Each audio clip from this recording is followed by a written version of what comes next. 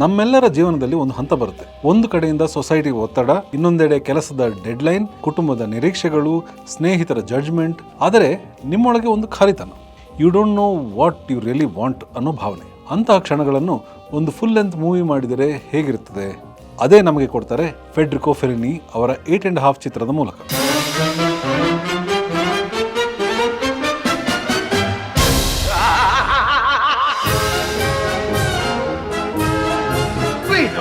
Guido, che stai preparando? Qualcosa di bello?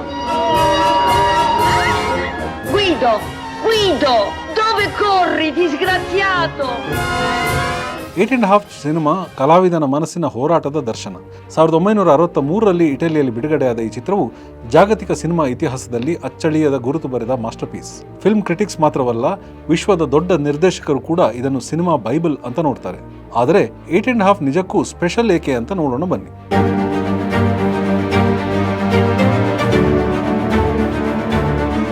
ಇದು ಒಂದು cinema ಬಗ್ಗೆ ಸಿನಿಮಾ. ಒಬ್ಬ ಡೈರೆಕ್ಟರ್ಗೆ ಬರೆಯೋಕ್ಕಾಗದೆ ರೈಟರ್ಸ್ ಬ್ಲಾಕ್ ಬಂದಾಗ, ಕ್ರಿಯೇಟಿವಿಟಿ ಕ್ರೈಸಿಸ್ ಎದುರಿಸಿದಾಗ ಅವನೊಳಗಡೆ ನಡೆಯುವ ಕನಸುಗಳು, ನೆನಪುಗಳು, ಫ್ಯಾಂಟಸಿಗಳು ಎಲ್ಲವೂ ಜೊತೆಯಾಗಿ ಮಿಕ್ಸ್ ಆಗಿ ಒಂದು ಸರಿಯಲ್ ಸಿನಿಮ್ಯಾಟಿಕ್ ಜರ್ನಿಯಾಗಿ ನಮಗೆ ತೋರುತ್ತದೆ.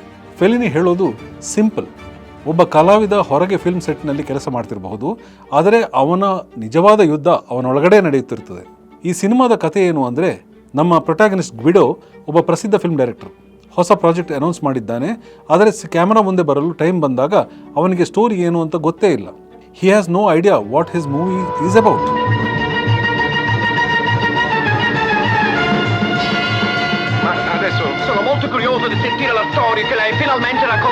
ಪ್ರೊಡ್ಯೂಸರ್ಸ್ ವೇಟ್ ಮಾಡ್ತಿದ್ದಾರೆ, ಆಕ್ಟರ್ಸ್ ರಿಹರ್ಸಲ್ ಮಾಡ್ತಿದ್ದಾರೆ, ಜರ್ನಲಿಸ್ಟ್ ಅವನನ್ನು ಪ್ರಚಾರ ಮಾಡ್ತಾರೆ. ಆದರೆ ಗ್ವಿಡೋ ಸಂಪೂರ್ಣವಾಗಿ ಲಾಸ್ಟ್. ಆದರೆ ಹೊರಗೆ ಅವನೊಬ್ಬ ಸಕ್ಸಸ್ಫುಲ್ ಆರ್ಟಿಸ್ಟ್, ಆದರೆ ಒಳಗೆ ಸಂಪೂರ್ಣ ಖಾಲಿ. ಈ ಸಮಯದಲ್ಲಿ ಅವನನ್ನು ಹಾಂಟ್ ಮಾಡೋದು ಚೈಲ್ಡ್ಹುಡ್ ಮೆಮೊರೀಸ್.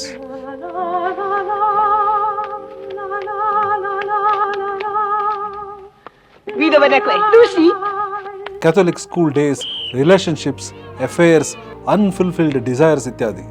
ಇವೆಲ್ಲ ಒಟ್ಟಿಗೆ ಅವನೊಳಗಿನ ಕ್ರಿಯೇಟಿವ್ ಬ್ಲಾಕ್ ಆಗಿಬಿಡ್ತದೆ. ಫೆಲಿನಿಯ ಜೀನಿಯಸ್ ಅಂದರೆ ಈ ಎಲ್ಲ ಕನ್ಫ್ಯೂಷನ್ ಅನ್ನು ಲೀನಿಯರ್ ನರೇಟಿವ್ ಆಗಿ ಹೇಳೋದಿಲ್ಲ. ಬದಲಿಗೆ ರಿಯಾಲಿಟಿ, ಮೆಮೊರಿ, ಫ್ಯಾಂಟಸಿಗಳನ್ನು ಒಂದು ಸೀಮ್ಲೆಸ್ ಸಿನಿಮ್ಯಾಟಿಕ್ ಟೇಪಸ್ಟ್ರಿಯಾಗಿ ವ್ಯೂ ಮಾಡ್ತಾರೆ. ನೀವು ನೋಡ್ತಿರೋ ಶಾರ್ಟ್ನಲ್ಲಿ ಗುಯಿಡೋ ಯಾರಿಗಾದರೂ ಮಾತನಾಡುತ್ತಿರಬಹುದು. ಕಟ್ ಆಗಿ ಸಡನ್ ಡ್ರೀಮ್ ಸೀಕ್ವೆನ್ಸ್ ಬರುತ್ತದೆ, ಮತ್ತೆ ಅದೇ ಪರ್ಸನ್ ರಿಯಲ್ ಲೈಫ್ನಲ್ಲಿ ಕಾಣಿಸ್ತಾನೆ.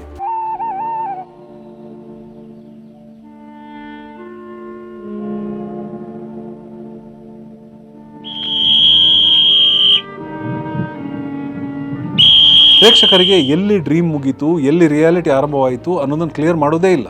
ಏಕೆಂದರೆ ಕ್ರಿಯೇಟಿವ್ ಕ್ರೈಸಿಸ್ ಅನ್ನೋದು ಹೀಗೆ ವರ್ಕ್ ಆಗುತ್ತೆ. ಒಂದೇ ಮೈಂಡ್ಸ್ಕೇಪ್ ಒಳಗೆ ಮೆಮೊರೀಸ್, ರಿಗ್ರೆಟ್ಸ್, ಫ್ಯಾಂಟಸೀಸ್ ಎಲ್ಲವೂ ಮೇಳೈಸಿ ಬ್ಲರ್ ಆಗುತ್ತವೆ. ಈ ಸಿನಿಮಾದ ಓಪನಿಂಗ್ ದೃಶ್ಯದಲ್ಲಿ ಗುಯಿಡೋ ಒಂದು ಟ್ರಾಫಿಕ್ ಜಾಮ್ನಲ್ಲಿ ಸಿಕ್ಕಿಕೊಂಡಿದ್ದಾನೆ. ಕಿಟಕಿಗಳು ಮುಚ್ಚಿರುತ್ತವೆ, ಹೊಗೆ ತುಂಬಿಕೊಂಡಿರುತ್ತದೆ. ಅವನು ಸಫಕೇಟ್ ಆಗ್ತಾನೆ. ಸಡನ್ಲಿ ಅವನು ಆಗಸಕ್ಕೆ ಹಾರಲಾರಂಭಿಸ್ತಾನೆ. ಮೋಡಗಳ ನಡುವೆ ಎತ್ತರಕ್ಕೆ ಹಾರಿ ಹೋಗುತ್ತಾನೆ. ಪ್ರೇಕ್ಷಕರಿಗೂ ಒಂದು ರಿಲೀಫ್ ಒದಗುತ್ತದೆ. ಆದರೆ ತಕ್ಷಣ ಅವನಿಗೆ ಒಂದು ಹಗ್ಗ ಬಿಗಿದು ಕೆಳಗೆ ಎಳೆದು ಬಿಡುತ್ತಾರೆ. ಇದು ಒಂದು ಅದ್ಭುತ ರೂಪಕ. ಸ್ವಾತಂತ್ರ್ಯ ಬೇಕು, ಆದರೆ ಜಗತ್ತಿನ ಸತ್ಯಗಳು ಅವನನ್ನು ಕೆಳಗೆ ಎಳೆಯುತ್ತಲೇ ಇರುತ್ತದೆ. ಇದು ಸಿನಿಮಾ ನಿರ್ದೇಶಕನ ಆತಂಕವನ್ನು ಅದ್ಭುತವಾಗಿ ರೂಪಕವಾಗಿ ಪ್ರತಿನಿಧಿಸುತ್ತದೆ. ಜಿಯಾನಿ ಡಿ ವೆನಾಝೋ ಅವರ ಸಿನಿಮಾಟೋಗ್ರಫಿ ಅದ್ಭುತವಾಗಿದೆ. ಬೆಳಕು ಮತ್ತು ನೆರಳನ್ನು ಬಳಸಿರುವ ರೀತಿಯಿಂದಾಗಿ ಪ್ರತಿ ಸೀನ್ ಒಂದು ಪೇಂಟಿಂಗ್ನಂತೆ ಕಾಣಿಸ್ತದೆ. ವಿಶೇಷವಾಗಿ ಹೋಟೆಲ್ ಕಾರಿಡಾರ್ಸ್, ಡ್ರೀಮ್ ಸೀಕ್ವೆನ್ಸ್ಗಳು ಕಣ್ಣಿಗೆ ಹಬ್ಬ, ಮನಸ್ಸನ್ನು ಚಿಂತನೆಗೆ ಹಾಕುತ್ತವೆ. ಫೆಲಿನಿ ಒಂದು ಸೆರಿಯಲಿಸ್ಟಿಕ್ ಕೃತಿ ಬರೆದಿದ್ದರೆ ಕ್ಯಾಮ್ರಾ ಅದನ್ನು ಪ್ಯೂರ್ ಪೊಯೆಟ್ರಿ ಆಗಿ ಕ್ಯಾಪ್ಚರ್ ಮಾಡಿದೆ. ಎಡಿಟಿಂಗ್ ಕೂಡ ಸೀಮ್ಲೆಸ್.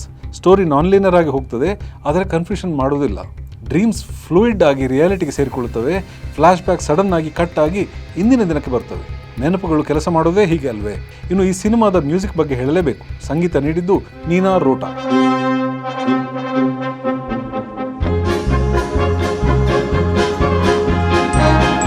ಫೆಲಿನಿ ರೋಟಾ ಕಾಂಬೋ ಅಂದರೆ ಇಟಾಲಿಯನ್ ಸಿನಿಮಾ ಹಿಸ್ಟ್ರಿಯಲ್ಲಿ ಅಜರಾಮರ ಜೋಡಿ.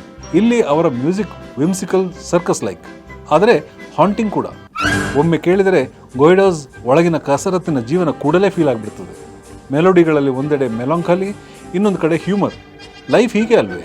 ಇನ್ನು ಡೈಲಾಗ್ಗಳು ಕೂಡ ಶಾರ್ಪ್. ನನಗೆ ಇಟಾಲಿಯನ್ ಬರುವುದಿಲ್ಲವಾದರೂ ನಾನು ಓದಿದ ಸಬ್ಟೈಟಲ್ಸ್ನಲ್ಲೇ ಸಂಭಾಷಣೆ ಪರಿಣಾಮಕಾರಿ ಅನಿಸ್ತದೆ. Sei arrivata proprio in tempo, sai? Ma perché sorridi così? Non si capisce mai se giudichi, se assolvi, se mi stai prendendo in giro. Sto a sentire. Hai detto che vuoi parlarmi, raccontarmi del film. Io non so niente. Critically 8.5 ಬಗ್ಗೆ ಹಲವಾರು ರೀತಿಯ interpretations ಇವೆ. ಕೆಲವರು ಇದನ್ನು ಡೈರೆಕ್ಟರ್ನ confession ಅಂದೇ ನೋಡುವವರು. ಫೆಲಿನಿ ತನ್ನ creative block ಅನ್ನು ಸಿನಿಮಾಗೆ ಹಾಕಿಬಿಟ್ಟಂತೆ. ಗುಯಿಡೋ ಬೇಸಿಕಲಿ ಫೆಲಿನಿನ ಆಲ್ಟರ್ ಈಗೋ ಅಂತ ಹೇಳ್ಬೋದು. ಇನ್ನು ಕೆಲವರಿಗೆ ಇದು ಮಾಡರ್ನ್ ಮ್ಯಾನ್ಸ್ ಎಕ್ಸಿಸ್ಟೆನ್ಷಿಯಲ್ ಕ್ರೈಸಿಸ್, ಆಧುನಿಕ ಮನುಷ್ಯನ ಅಸ್ತಿತ್ವದ ಪ್ರಶ್ನೆ. ಇಂದಿನ industrial world, media circus, romantic, sexual relationships ಇವೆಲ್ಲ ಅವನನ್ನು ಹರಿದು ಮುಕ್ಕುತ್ತಿವೆ. ಆದರೆ ಗುಯಿಡೋ ತನ್ನೊಳಗಿನ ನಿಜವಾದ ವಾಯ್ಸ್ ಹುಡುಕಲು ಪ್ರಯತ್ನಿಸುತ್ತಿದ್ದಾನೆ. ಇನ್ನು ಫೆಮಿನಿಸ್ಟ್ ಕ್ರಿಟಿಕ್ಸ್ ಹೇಳುವಂಗೆ ಫೀಮೇಲ್ ಕ್ಯಾರೆಕ್ಟರ್ಸ್ಗಳು ಗುಯಿಡೋ ಇಮ್ಯಾಜಿನೇಷನ್ನಲ್ಲಿ ಹೆಚ್ಚು ಸ್ಟೀರಿಯೋಟೈಪ್ ಆಗಿ ಕಾಣಿಸ್ತಾರೆ ಅಂತ. ಆದರೆ ಅದು ಗುಯಿಡೋ ಫ್ಲಾಡ್ ಪರ್ಸೆಪ್ಷನ್ ರಿಫ್ಲೆಕ್ಟ್ ಮಾಡ್ತದೆ. ಆಡಿಯನ್ಸ್ಗೆ ಅದು ಅನ್ಕಂಫರ್ಟೇಬಲ್ ಆಗಿರಬಹುದು, ಬಟ್ ಇಂಟೆಲೆಕ್ಚುಲಿ ಸ್ಟಿಮ್ಯುಲೆಂಟ್ ಆಗುತ್ತದೆ. ಫೆಲಿನಿ ಒಂದು ಕಡೆ ಹೇಳೋದೇನೆಂದರೆ, all art is autobiographical, the pearl is the oyster's autobiography. ಅಂದರೆ ಪ್ರತಿಯೊಂದು ಕಲೆಯೂ ತನ್ನ ಕ್ರಿಯೇಟರ್ನ ಬದುಕಿನ ಪ್ರತಿಬಿಂಬ. ಮುಂದೆ ಬಂದ ಟ್ರೂಫೋ, ಗೋದಾರ್ದ್, ವುಡಿ ಆಲನ್ ಮುಂತಾದ ದೊಡ್ಡ ನಿರ್ದೇಶಕರು meta cinema, self reflective story telling explore ಮಾಡೋದಕ್ಕೆ ಫೆಲಿನಿಯ 8.5 ಕಾರಣವಾಗಿತ್ತು ಎನ್ನಬಹುದು. ಇಂಡಿಯನ್ ಕಾಂಟೆಕ್ಸ್ಟಲ್ಲಿ ನೋಡಿದರೆ ಇದು ನಮಗೂ ಬಹಳ ಹತ್ತಿರದ ಜಿಜ್ಞಾಸೆ. ನಮ್ಮ ನಿರ್ದೇಶಕರು, ಪ್ರೊಡ್ಯೂಸರ್ಸ್ ಒತ್ತಡ, ಸೆನ್ಸರ್ ಬೋರ್ಡ್ ಒತ್ತಡ, ಫ್ಯಾಮಿಲಿ ಲೈಫ್, ಕ್ರಿಯೇಟಿವಿಟಿ ಎಲ್ಲ ಒಂದೇ ಸಮಯದಲ್ಲಿ ಬ್ಯಾಲೆನ್ಸ್ ಮಾಡಬೇಕಾಗ್ತದೆ. ಡೈರೆಕ್ಟರ್ಸ್ಗಳಿಗೆ ಕ್ರೈಸಿಸ್ ಬಂದರೆ ಅದು ಕೇವಲ ಪರ್ಸನಲ್ ಅಲ್ಲ, ಅದು ಪ್ರೊಫೆಷನಲ್, ಕಲ್ಚರಲ್, ಎಕ್ಸಿಸ್ಟೆನ್ಷಿಯಲ್ ಕ್ರೈಸಿಸ್ ಆಗ್ತದೆ. 8.5 ಅದನ್ನೇ ಯೂನಿವರ್ಸಲ್ ಲ್ಯಾಂಗ್ವೇಜ್ನಲ್ಲಿ ಹೇಳ್ತದೆ. ಈ ಸಿನಿಮಾ ನಾನ್ ಲೀನಿಯರ್ ನರೇಟಿವ್ನಲ್ಲಿದ್ದರೂ ಎಂಗೇಜಿಂಗ್ ಆಗಿರೋ ಕಾರಣವೇನೆಂದರೆ ಫೆಲಿನಿ ರಿದಮ್ನ ಮಾಸ್ಟರ್ ಆಗಿರೋದು.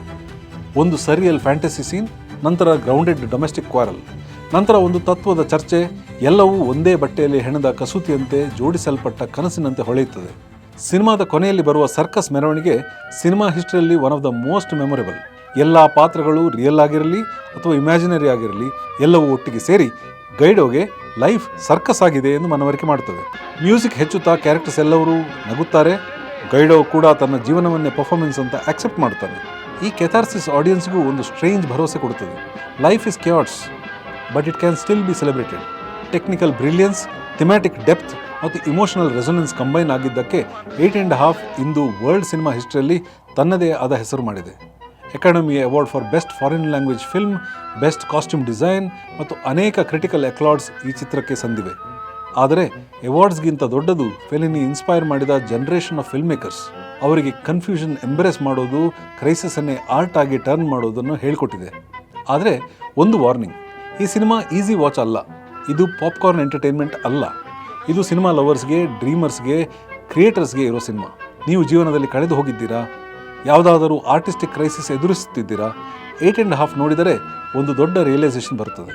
ಕನ್ಫ್ಯೂಷನ್ ಕೂಡ ಸುಂದರವಾಗಿರಬಹುದು, ಕೇಯಾಸ್ ಕೂಡ ಆರ್ಟ್ ಆಗಿರಬಹುದು.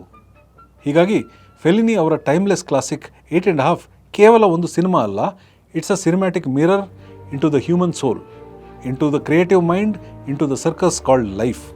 ನೀವು ಈ ವಿಶ್ಲೇಷಣೆ ಇಷ್ಟಪಟ್ಟಿದ್ದರೆ ದಯವಿಟ್ಟು ನಮ್ಮ ಚಾನಲ್ಗೆ ಸಬ್ಸ್ಕ್ರೈಬ್ ಮಾಡಿ, ವಿಡಿಯೋ ಲೈಕ್ ಮಾಡಿ ಮತ್ತು ನಿಮ್ಮ ಅಭಿಪ್ರಾಯವನ್ನು ಕಮೆಂಟ್ನಲ್ಲಿ ಹಂಚಿಕೊಳ್ಳಿ.